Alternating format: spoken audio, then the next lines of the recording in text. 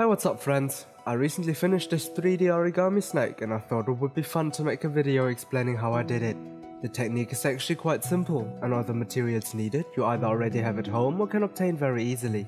So let's get into it.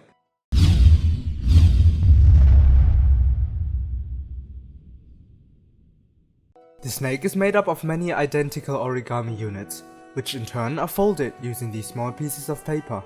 Therefore, the first step will be to make some of them. Start off with a regular A4 size sheet of paper and divide the shorter side into 4 equal parts by folding it horizontally twice. Go over your folds with your fingernail to make sure they are as precise as possible. For this snake I used punch blank printer paper, which is inexpensive and basically available everywhere. I preferred over origami paper since it is a bit more durable, meaning it doesn't rip or tear as fast. I would have liked colored paper, but the one I found often had too much of a cardboard-like texture. But a good mix of colors does improve the end result. Now unfold the paper and split the longer side into 8 equal parts by folding it vertically a total of 3 times. If you have the choice, don't go for punched paper, it does not provide you with any advantages. So best case scenario is non-punched color printer paper. As a side note, you can make more pieces by stacking multiple sheets of paper, but that also decreases their overall quality. Depending on the thickness, I don't recommend to stack more than 2 to 3 layers at the same time. This can be especially helpful when working on bigger projects like this one. Once all the folds are done, unfold again and cut on the lines to get 32 papers you can use to fold units from. In case you have a paper cutter, use it, it will save you a lot of time. With the papers prepared, we can get to the units. Now because the smaller paper actually has the same proportions as a normal sheet, I'm instead going to show you the folds using an A4 sheet of paper for better visibility. We start off kind of similar to before by folding it horizontally. When making these units, try to avoid hard folds. Fold it just enough so it doesn't unfold on its own. Softer folded pieces will be way easier to use. Continue on with the vertical fold. This step is optional, but it will help you to make the following folds more precise. Turn the paper so that the first fold line is on the right and the second one is at the top. Take the bottom right corner and fold it up in a 45-degree angle. Use the second fold line as a guidance to ensure the fold is straight. Turn the piece over and repeat the same step with the bottom left corner so that it matches the previous fold. Now open it to fold the bottom outer corners towards the middle. Once you're done with that, fold both of the tabs up to end up with a triangle. When working on the snake, you will spend most of the time just folding units, so try to be patient and find some activity you can enjoy while making them, like watching a TV series or reading a book. After a short time, your fingers will get used to the movements and you will not have to look to fold these pieces anymore. For the last step, all you have to do is close the triangle and you finished your origami unit. This is how it looks like to fold a unit using the right size papers, in case it helps you.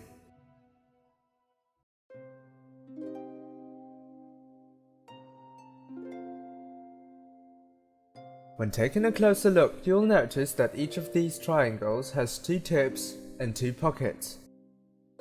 As you may have thought, 3D origami sculptures are made by inserting the pointy ends of one unit into the pockets of another in various patterns. The snake is made up of 3 different parts: the head, body and tail. So let's get familiar with the insertion techniques necessary to make them. For the tail, all you need is the so-called incremental insertion method. Take your very first unit and put the right tip into a unit's right pocket. Now insert the left tip into another unit's left pocket. Connect the 2 pieces of the second row by putting one of each unit's tips into yet another unit's pockets. Now the only difference between the several insertion methods is what you do with the remaining tips at both ends. In this case, we want to increase the number of pieces in each row, so we add units to these tips the same way we did with the very first unit. And that's all there is to the incremental method. Just fill out the row and then add units to the single tips. Keep on repeating this until your row hits 7 pieces. At that point you have finished the tail and you can move on to the body. When putting the snake together, try to insert every piece with equal pressure, or else the rows will become lopsided, causing a lot of confusion later down the line. Also be careful not to push the units too much. Units with the pockets stretched out reduce the overall stability greatly. For the same reason, avoid units that have been used before. If you struggle to keep your snake from falling apart, you can always fall back on glue, but once pieces are glued together, you can't properly shape your sculpture anymore. The body is made with a standard insertion method. First we fill out the next row, and again the question is what to do with the remaining tips. Instead of adding units to them, you start a new row, where the first piece connects the outermost tips of the previous two. This way you create this reoccurring pattern of rows alternating between 6 and 7 units. This cycle is repeatable for as long as you want. Unfortunately, I cannot give you an accurate number on how many times you have to do it to complete the body, because it varies greatly depending on different factors. The most important one is the circumference of the snake model. That's because very small changes to it can make a huge difference in the number of pieces necessary to finish this project. I didn't count exactly, but I needed somewhere between 300 and 400 rows. Well, you can reduce this number by using glue so you don't have to push units as deep while still having a stable model, causing each row to make more progress. So I guess just do as many as you need, and if you manage in less, that's always a good thing.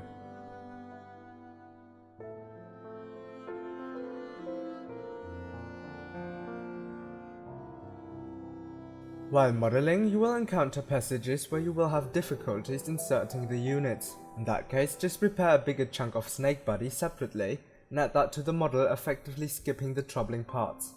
If you use glue, make sure your separate pieces bend correctly before adding that to the main model.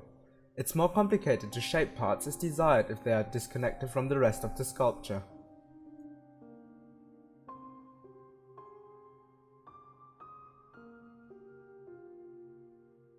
It's finally time for the neck. As you can see, it is slightly bent inwards, which gives it a little more of a natural look.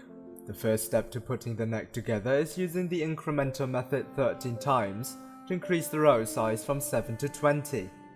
Afterwards, you will make use of the decremental insertion method, in which you just ignore the remaining tips at both ends. Apply it for 5 consecutive rows, decreasing the row size back to 15. And that's pretty much it. Last but not least is the head. Count to the 4th piece from each side and connect it with the 5th. Fill out the space in between the two.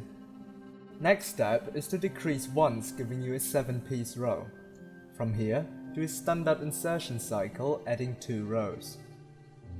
By the way, there are a lot more insertion methods. They make it possible to model basically anything, so once you're familiar with the technique, there's nothing really stopping you from expressing your creativity and coming up with your own designs.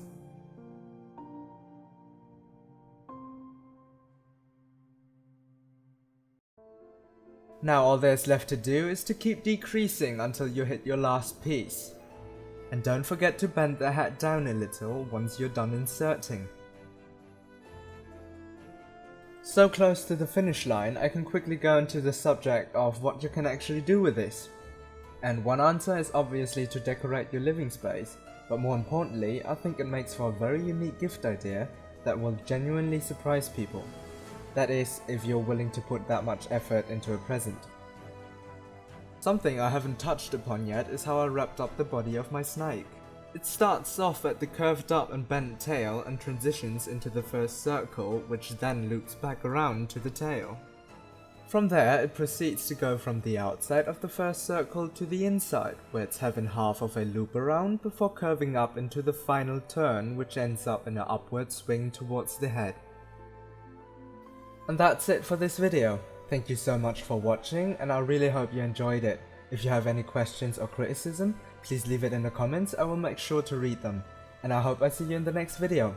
Have fun until then.